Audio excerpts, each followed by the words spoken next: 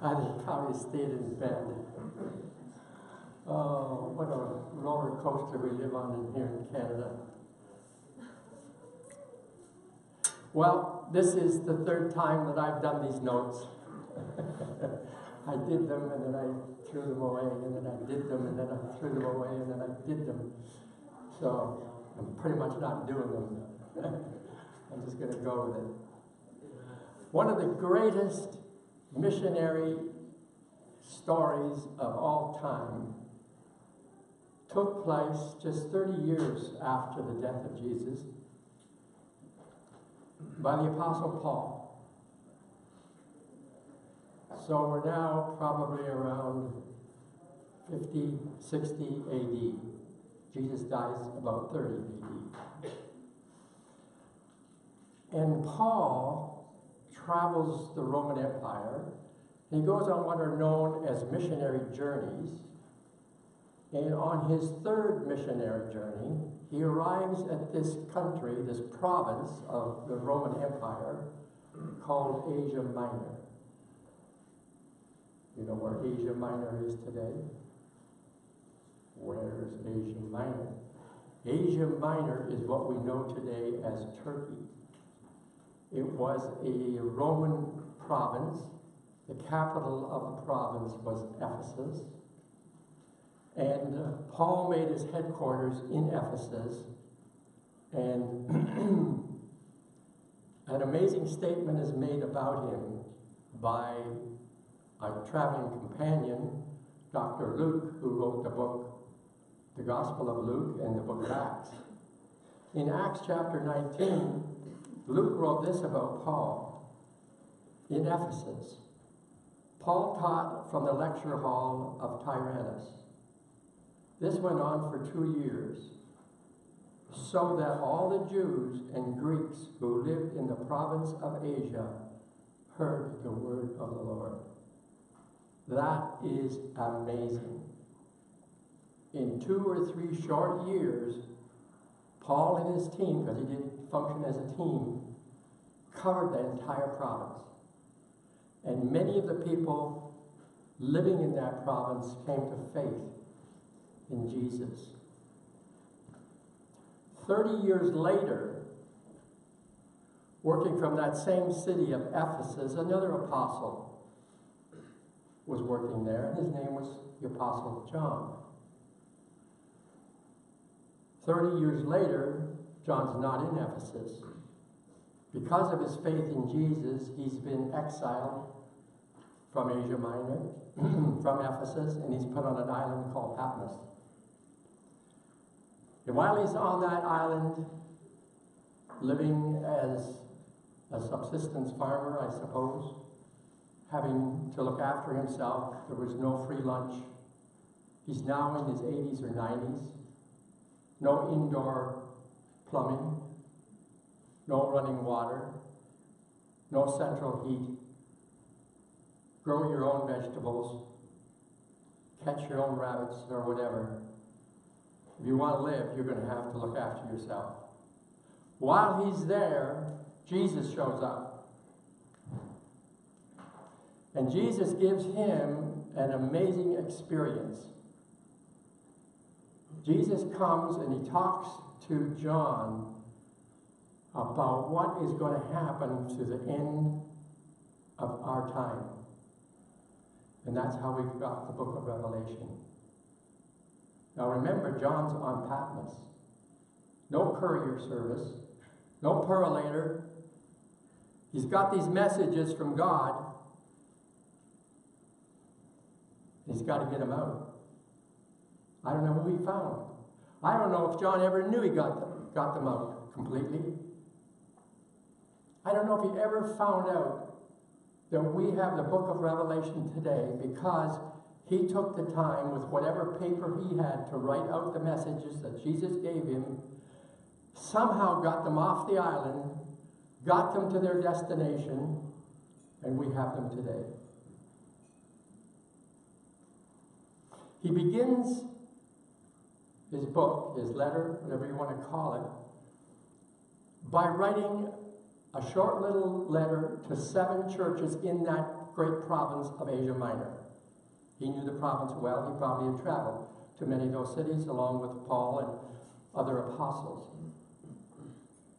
And Jesus came to him with a specific message for each one of those churches. Now, it's interesting, because in almost all those cases, Jesus tells them where they're falling short. He likens those churches to a lampstand or to a light. And what he's really saying is, the light of my presence is dependent on your faithfulness and your obedience to me. The degree to which you are faithful and obedient to me, to that degree, the light of my presence is among you. The degree to which it is not, to that degree the light is fading.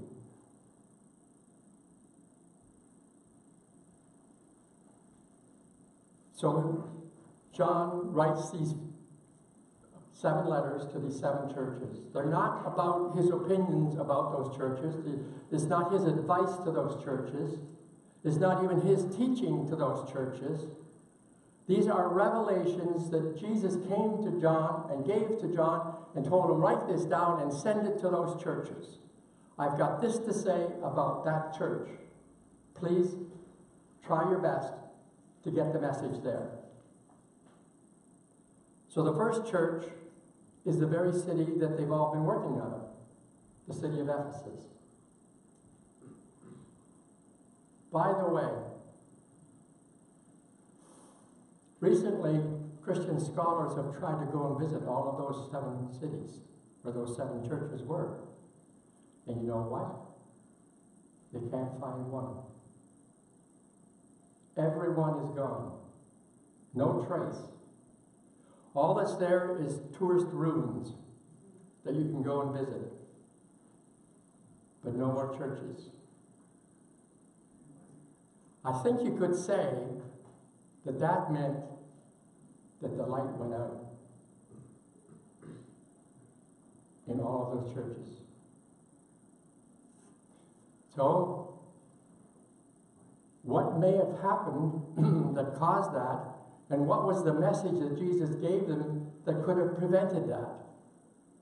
So the first letter to the first church, to the church in Ephesus, Jesus says, I want you folks to know that while you call yourself believers, you have left your first love. There was a time when you loved me. There was a time when you gave me your time, your emotions, your money. You faithfully served me. But you've given your affections now to something else. You've lost your first love. Your light's going to go dim. Your light might even go out. Unless you correct that problem. The second church was the church in Smyrna. Now, if you go through these letters, and Jesus lists these problems in these churches, you have to realize that he's not listing every problem in the church. That would take books. If we just started a book here today, we asked Jesus, please list all the sins that are possible in this congregation, I think we'd have a book by the end of the day. So I don't think Jesus was intending to list every little sin that these people had committed. What he was trying to do was get their attention to get the broad picture and hopefully change.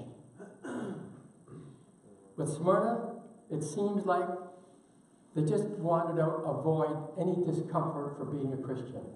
How that turned out, I don't know. Maybe it meant you didn't tell the boss you were a Christian. Maybe it meant you didn't tell the neighbors.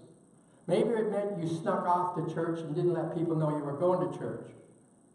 Maybe you read your Bible in a secret place because you didn't want people to know what you believed. I don't know how they avoided it. But Jesus said, you got a problem. You don't have the guts to stand up for me. And your light's fading. The third church, is the church in Pergamum. And we could define that today in what is being called the prosperity gospel. The prosperity gospel is sweeping much of India, South America, Central America, and it's being preached by Christians saying, if you become a Christian, you're going to get rich. Because God is for you. God wants to bless you. And you know what? That is true. You take a poor man and lead him to Jesus, his whole social status changes. Why? Because he's getting rid of old habits that were robbing him of his money. He was doing things, crazy things with his money that took away his prosperity. And of course he's going to prosper. But when you make that your motive for serving Jesus, you've missed it. Jesus said, you guys, you got a problem. You want the good life. You want it now. You're not willing to make sacrifice because part of my kingdom means sacrifice. This gospel did not get to you without a great sacrifice. And that is my motto for my church. It means great sacrifice if we want to accomplish great things. The fourth church is Thyatira. And it seems like the problem in Thyatira was that they had simply intellectualized the gospel. They could tell you the gospel backwards and forwards. They knew the history of it, the history of Jesus. They could tell you all his story. So they had intellectualized it, but they hadn't internalized it. It was all great knowledge, great theological doctrines, without having really changed in the heart. The fifth church is the church in Sardis, and the only word I put there for Sardis, I think the problem was, in this church, only professionals are allowed up here. We only have professional programs. Everything is done perfectly.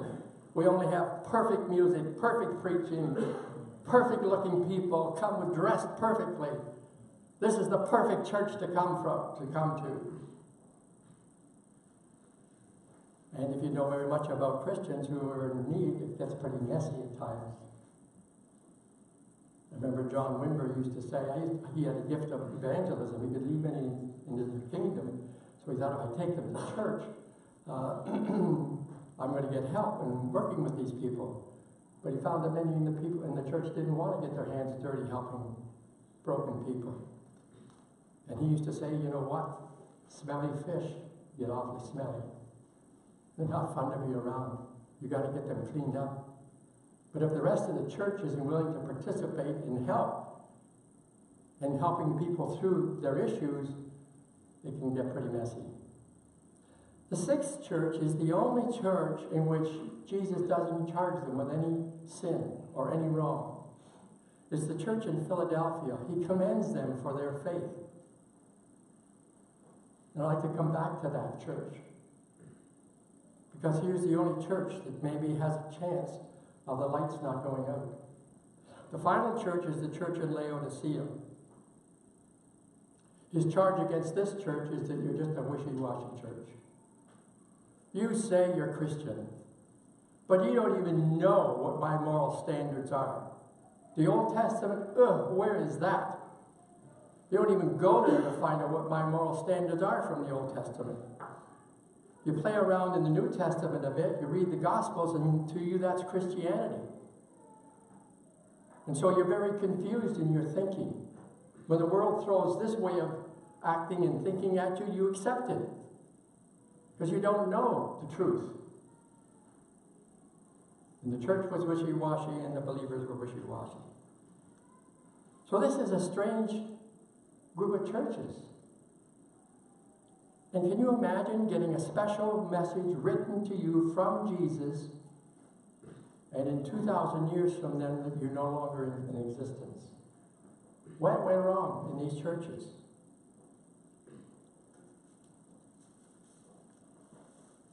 Well, I think we probably can best look at what went right in the church of Philadelphia. In Revelation chapter 3, John writes this to this church. These are the words of him who is holy and true, who holds the key of David. What he opens, no one can shut, and what he shuts, no one can open. I know your deeds. See, I have placed before you an open door that no one can shut. I know that you have little strength, yet you have kept my word and have not denied my name. I will make those who are of the synagogue of Satan, who claim to be Jews, though they are not, but are liars, I will make them come and fall down at your feet and acknowledge that I loved you. Since you have kept my commands, and here's the key verse, since you have kept my command to endure patiently, I also will keep you from the hour of trial. It is going to come on the whole earth, on the whole world, to test the inhabitants of the earth. Interesting text, because usually you would think of that text, the hour of trial that is coming, that is going to come on the whole world to test the inhabitants of the earth. We usually think of that as the tribulation. We usually think of that as near the end of our age. And if that were true, how is God going to do that, or Jesus is going to do that when there's no church there? The last evidence is they don't exist. There is now no church in Philadelphia. So what is he talking about here? Well, if you read on in the book of Revelation, John winds up history by using the metaphor of three things. He has his 7 seals, 7 trumpets, 7 bowls. Each of them are a space of time in which he marches history down to its last hours. So the first thing that is going to happen is the seals are going to be opened. And the first seal that was opened, it pictures a white horse being a rider on it dressed in white. There are many different interpretations, but the one that seems to me to be the best one for that text is that these are false religions. That sometime after the time of Jesus and before he gets back, there's going to be a lot of false religions go out throughout the world. I think they started probably around 500 AD. Hinduism, Buddhism, Taoism, Islam. All of the great religions of the world flourished after that time. The second horse, though, is very interesting. The second horse is a red horse. And it seems the second horse is talking about times of war, times of great bloodshed, times when the earth is going to be convulsed because of war. I would say that horse, if I were to pick a date, I would pick probably about 1914. That's when World War I started. And then came World War II.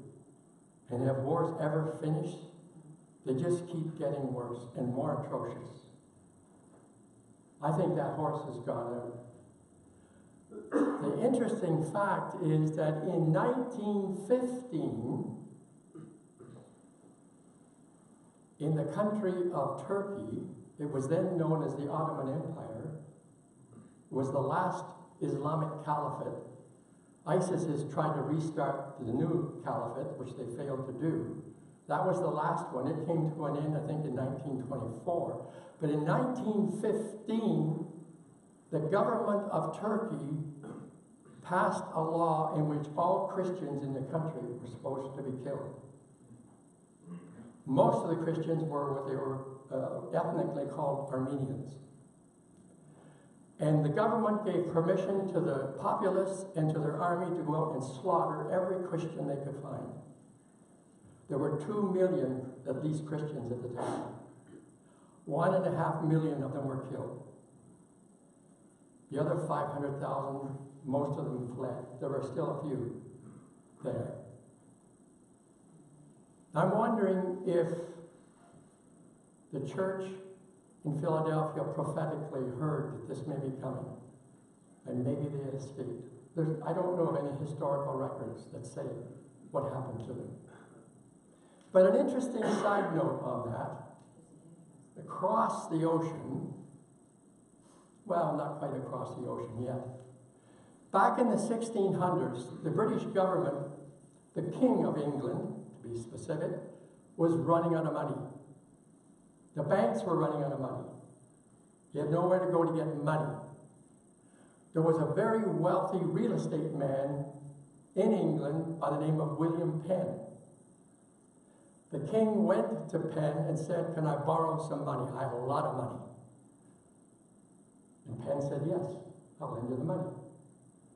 So William Penn lent the King of England a whole lot of money. But years went by and the king never repaid his debt. Finally, when William Penn's son, William Penn Jr., came along, the king finally realized, "I gotta settle this debt." So he went to see Penn and he said, "Penn, I owe you all this money. I don't have any money. But I'll tell you what I'm going to do. I own these colonies across the Atlantic Ocean in this faraway country. Most of that land is mine. The Americans haven't reclaimed it yet.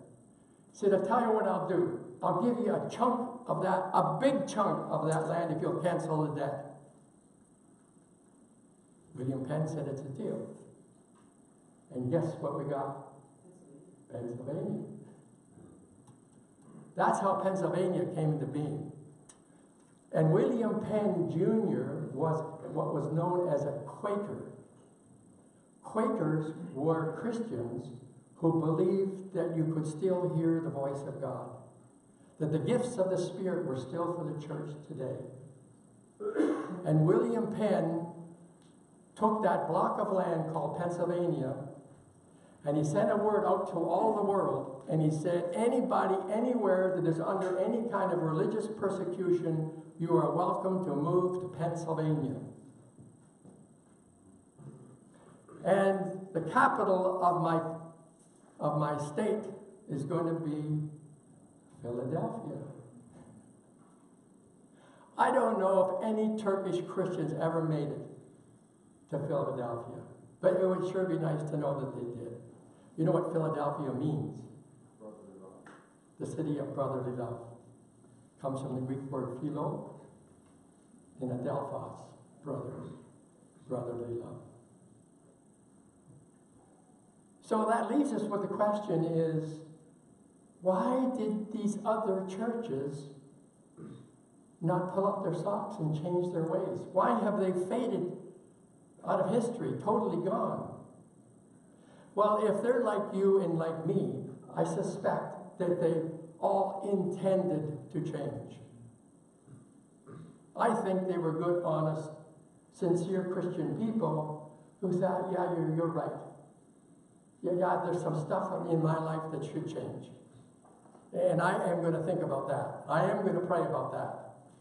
I will get to that. But they never did.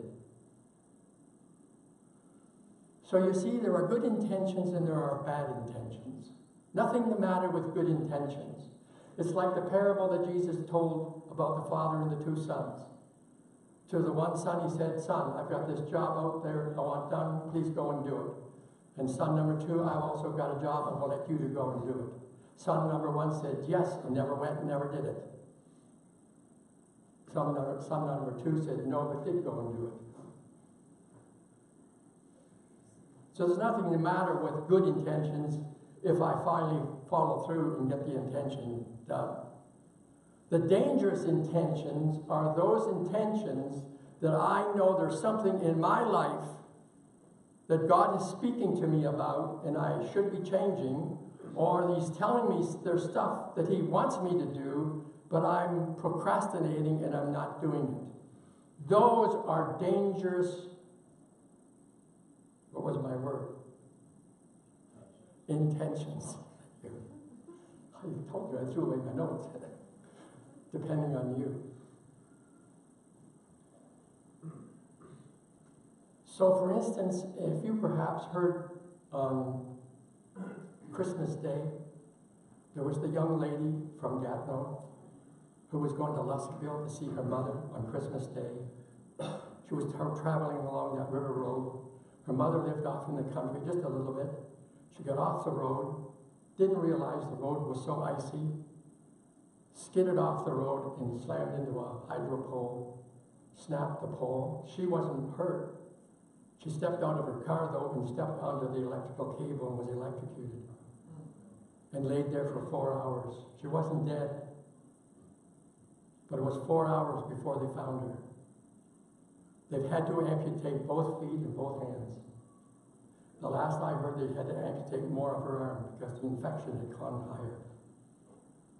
Good or bad, that girl, that woman had intentions that she will never, ever fulfill. They are impossible for her to fill. And that's the way life goes. I can have perfectly good intentions today, but life can come at me tomorrow and I will never fulfill those intentions. I may have good intentions. I honestly plan to change. But I don't know life. Things can change and I can never fulfill some of my intentions. That woman could never have that Christmas dinner with that mother that day. It will never happen. It's gone.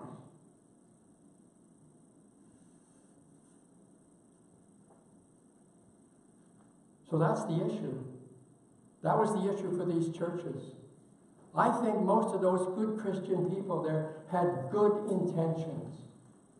They intended to change. They intended to do what they were sure God was telling them to do, and they were intended to stop doing the things that they knew in their heart that God didn't want them to be doing. It just was not for today. I'll get that done tomorrow.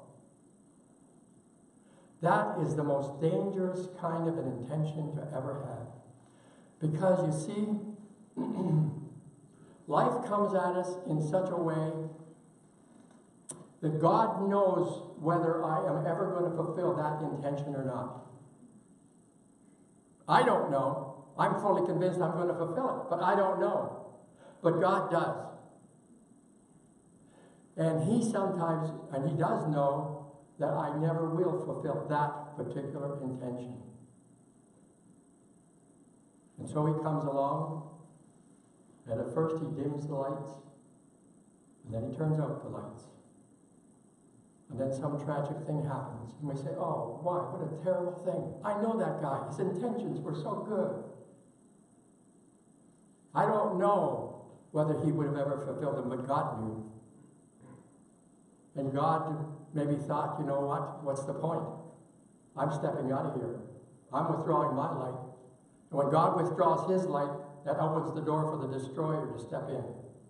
It's not like God's going around killing people. But when He steps out of your light, when He turns down the lights, man, it could get really messy, really quick. But that's totally up to me. I'm the one that determines whether the lights stay on and how bright they go or not.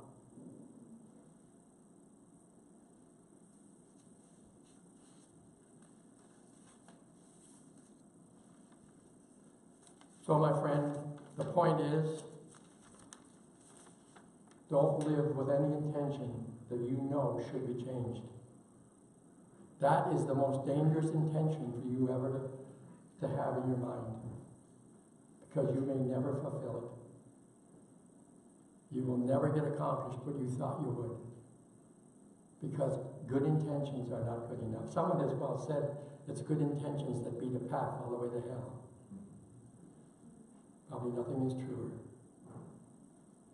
But there's probably not one of us here today that doesn't have some intentions that we need to act on before this day ends, because we don't know about it tomorrow.